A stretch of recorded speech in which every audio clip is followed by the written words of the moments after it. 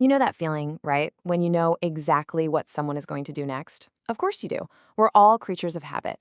But what if I told you that very predictability is a huge weakness? Today, we're cracking open Law 17 from the 48 Laws of Power, and we're going to see how being unpredictable can be one of the most terrifying and effective tools you can possibly have. All right, let's get into it. Our story kicks off in Reykjavik, Iceland, back in 1972. The stage is set for the World Chess Championship. And this isn't just any match. It's a massive Cold War showdown, literally nicknamed the match of the century. But you'll soon see that the real battle wasn't just happening on the board. It was happening in the mind. In one corner, you've got Boris Spassky, the reigning champ from the Soviet Union. This guy is cool, calm, collected, a master psychologist who has literally never lost to his opponent. And in the other corner, the American challenger, Bobby Fischer, an absolute genius, sure, but famously erratic and emotional. Spassky's entire strategy was built on reading his opponents, and he thought he had Fischer figured out completely. But before a single pawn was pushed, Fischer launched a campaign of pure chaos. First, he was late. Then he complained about the prize money. When he finally showed up, weeks late, he complained about everything: the lighting, the cameras, even the chairs. It was maddening. He even strolled in for Game 1 just 60 seconds before he would have been automatically disqualified. You know, Spassky himself had this incredible insight into what was going on. He saw that Fischer's willingness to just blow everything up, to risk the match he'd spent his entire life working for, gave him this strange, unsettling power. It was like Spassky was there to play chess, but Fischer was playing a completely different game. So everyone, especially Spassky, was trying to figure him out. Was this just a young guy cracking under the immense pressure? Was it nerves? Or was all of this bizarre behavior a calculated, psychological first move? And then the chaos got even worse. In Game 1, Fischer makes one of the worst blunders of his entire career and just loses. Shocking. Then, for Game 2, he just doesn't show up. He forfeits. Now he's down 2-0. That's an impossible hole to climb out of. He's clearly lost it, right? But then, in Game 3, he comes out and plays with this ferocious confidence, turns what looks like another mistake into a brilliant trap, and checkmates a completely bewildered Spassky. And this is where the master psychologist just completely comes apart at the seams. Spassky can't find a pattern in anything Fischer's doing, and his mind just collapses. He starts accusing Fischer of hypnotizing him. He thinks his orange juice is being drugged. He even publicly claims Fischer's team tampered with his chair to mess with his mind. I mean, the KGB actually came and x-rayed the chairs. They found 2 dead flies. Spassky was just unraveling. After all that, the result was almost a formality. On September 2nd, Boris Spassky resigned. Fischer, the guy who had never beaten him, who started the championship down 2-0, was the new world champion. He didn't just win on the board, he won by making himself completely, utterly unknowable. Fischer's victory is the perfect, if maybe a little extreme, example of this incredibly powerful strategic principle. His chaotic behavior, well, it wasn't just random. It was a textbook execution of what Robert Greene calls Law 17, the principle of unpredictability. See, the law is built on a simple truth. We humans are creatures of habit. We have this deep, insatiable need to see patterns in what other people do because it gives us a feeling of control. So when you're deliberately unpredictable, you flip the whole script. You keep them off balance, and they completely exhaust themselves trying to figure you out, just like Spassky did.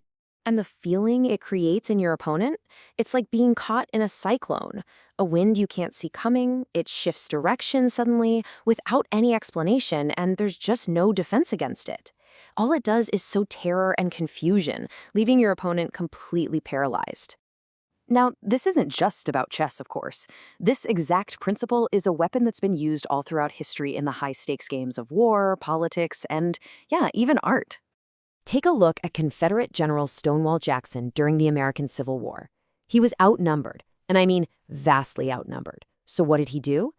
He marched his small army in what looked like random circles in and out of the Shenandoah Valley.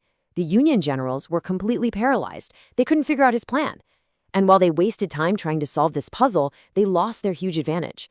Jackson turned a certain defeat into a stalemate, just by being unpredictable. Or how about someone like Pablo Picasso? He had this belief that once you're established, Acting without a clear plan is way more powerful than careful strategy because people will wear themselves out trying to find some genius reason for your random moves. He actually used this on his own art dealer. Whenever things got a little too comfortable, a little too predictable, Picasso would suddenly and, for no apparent reason, just cut him off. The dealer, a guy named Paul Rosenberg, would spend days in an absolute panic trying to figure out what he did wrong. And sure enough, he'd always come back, totally frazzled, offering a much higher price for the paintings just to get back in Picasso's good graces. Okay, but like all of these laws of power, there's a flip side, a reversal. Being unpredictable is obviously a powerful tool, but what if I told you that sometimes being completely predictable is the most unpredictable weapon of all? Think about it. What happens when you've established a pattern so deep, so ingrained in everyone's mind that they just can't imagine you ever breaking it? What if that pattern becomes the ultimate smokescreen for your real move? This brings us to the famous Rumble in the Jungle in 1974, Muhammad Ali versus George Foreman. Now, everybody knew Ali's style. Float like a butterfly, dance around the ring, evade punches, and just wear out his opponent. And everybody knew Foreman's style, a brutal, devastating puncher looking for a quick knockout. So before the fight, Ali tells the press he's going to do the unthinkable. He's going to stand there and trade punches with Foreman. And nobody, not a single person, believed him. They thought it was suicide. But that is exactly what he did. See, Ali's pattern of dancing was so established that even when he literally announced his new strategy, Foreman just couldn't believe it. Foreman had trained for months to chase a dancer. Instead, Ali just leaned back on the ropes, absorbing blows, and let Foreman punch himself into absolute exhaustion. Ali used his own deep-seated predictability as the ultimate trap. And when the moment was right, he came off those ropes and knocked Foreman out. Brilliant. So, after looking at these masters of chaos and cunning dissection, what's the real takeaway here? How do we use these powerful and, let's be honest, sometimes contradictory ideas in our own thinking? Well, it's pretty clear that patterns have this dual nature, right? On one hand, being unpredictable like Fisher creates fear and lets you seize control. But on the other hand, establishing a deep pattern, like Ali did, can lull your opponent into a false sense of security, creating the perfect smokescreen for a knockout punch. The key is knowing when to use which tactic. A little warning though, being too unpredictable when you're not in a position of power, well, it can just make you seem unstable and indecisive. And that really leaves us with one final thought. We all fall into patterns. At work, in our relationships, in our daily routines. But how many of those patterns are actually deliberate? In the great chess game of life, what moves are people expecting from you next? And what would happen if just once you did something completely different?